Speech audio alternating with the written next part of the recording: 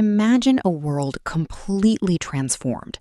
A world where, as far as the eye can see, there is only a vast, silent ocean of ice.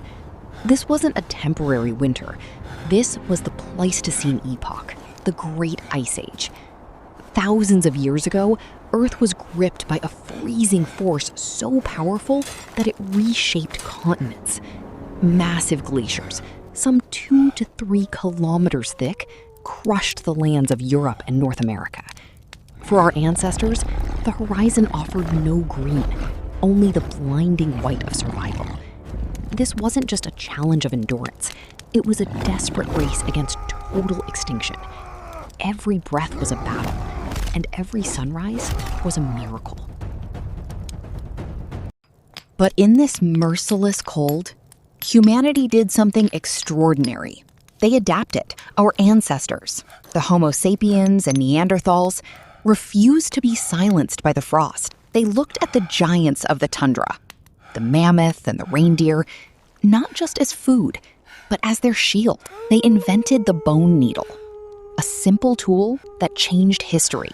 By stitching together thick, heavy furs, they created the world's first specialized survival gear. These garments trapped the precious heat of the human body, acting as a portable fortress against the sub-zero winds. They understood a fundamental truth. In this world, to be alone was to die. They lived, moved, and breathed as one tribe. However, the cold wasn't the only killer. Emerging from the snowy mist was a predator designed for the kill, the Smilodon, the legendary saber-toothed tiger.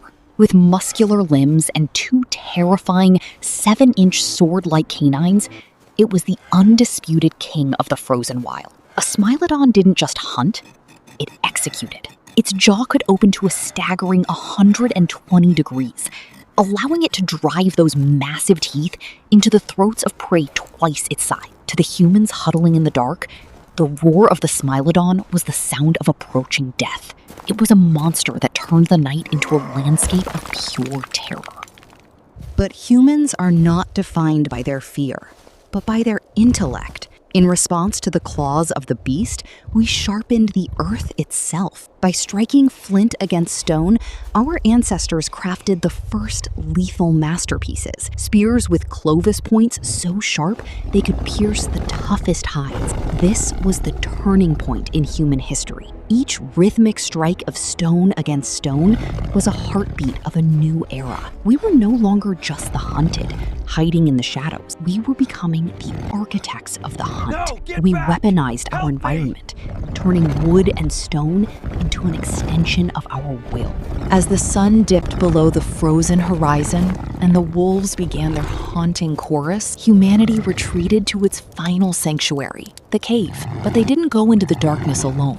They brought fire. That flickering orange flame was more than just light. It was a wall that no predator dared to cross. Inside the cave, the smell of roasted meat and the warmth of the hearth turned a cold stone hollow into a home. These caves became our first fortresses, our first temples, where every wall told a story of a battle won. The Ice Age tried to freeze the soul of humanity, but we emerged as warriors, tempered by the frost and fueled by the flame. 400,000 years ago, Europe was swallowed by ice. Temperatures plummeted below zero, and massive glaciers choked the valleys, turning the continent into a frozen, unforgiving wasteland. Neanderthals were biologically specialized for this extreme environment. They were short and stocky, with thick, muscular frames designed to retain body heat in the biting cold of the tundra. Despite their strength, they were frequently targeted by the era's apex predators. Saber-toothed tigers stalked these same valleys, and Neanderthal groups lived in constant danger of being hunted. Hunting for food was equally hazardous. Bringing down a mammoth required getting within arm's reach of a 6-ton animal with only primitive wooden spears, a task that required massive amounts of energy and very often resulted in fatal injuries. The limits of biological strength were being reached. For the species to endure the deepening ice age, they needed to move beyond physical resilience and develop technical solutions to environmental pressures. The mastery of fire marked a significant technological shift. By striking specific stones together over dry grass, Neanderthals moved from fleeing lightning strike fires to igniting and maintaining their own heat sources.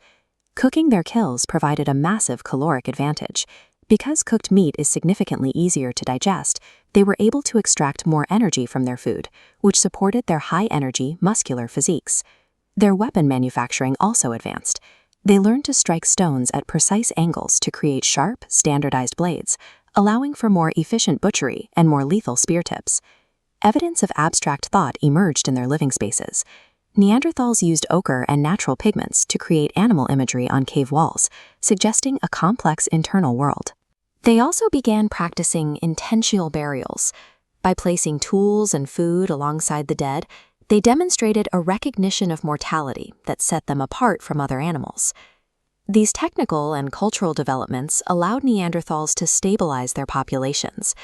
They had successfully transitioned from vulnerable scavengers to the dominant hunters of the European ice. Far to the south, a different crisis was beginning.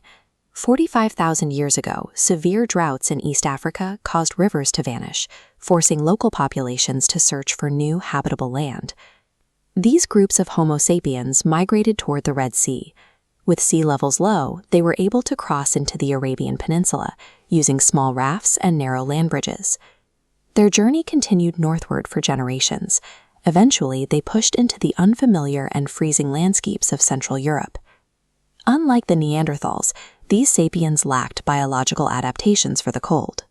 They arrived with thin skin and no specialized clothing, leading many groups to freeze or starve within the caves they tried to shelter in. The migration had reached a critical failure point. Homo sapiens were physically unprepared for this environment and faced total extinction unless they could acquire the survival techniques already mastered by the locals. The encounter happened in the snowy valleys of Europe. Starving sapiens migrants crossed paths with the established, well-adapted Neanderthal groups. Conflict was avoided through a mutual exchange of food. The sapiens offered dried berries and plants from their travels, while the Neanderthals provided high-calorie roasted meat.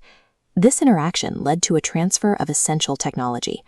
Neanderthals demonstrated how to use bone needles to sew thick animal hides into the heavy, insulated clothing required to survive sub-zero temperatures. Sapiens contributed their own specialized stone flaking methods. These techniques allowed for thinner, more refined blades, providing both groups with more effective tools for hunting and butchery. Over time, these groups began to coordinate their efforts. By combining their numbers and refined weaponry, they were able to hunt larger prey more safely and establish small, stable settlements in the valleys. This period of interaction and technical exchange allowed both species to endure the harshest centuries of the Ice Age. Cooperation became a more successful survival strategy than competition. Despite these shared successes, the environment remained volatile. Volcanic activity, shifting climates, and isolation eventually led to the decline of pure Neanderthal populations. Gradually, the distinct physical features of the Neanderthals disappeared from the fossil record, leaving Homo sapiens as the only human species on the continent. But the species did not truly die out. The two groups had lived closely enough to interbreed, ensuring that Neanderthal biology was absorbed into the sapiens population. Modern genetic analysis confirms this. Today, roughly 1 to 2% of the DNA in people of European and Asian descent comes directly from these Neanderthal ancestors. The Neanderthals did not simply vanish, they were integrated.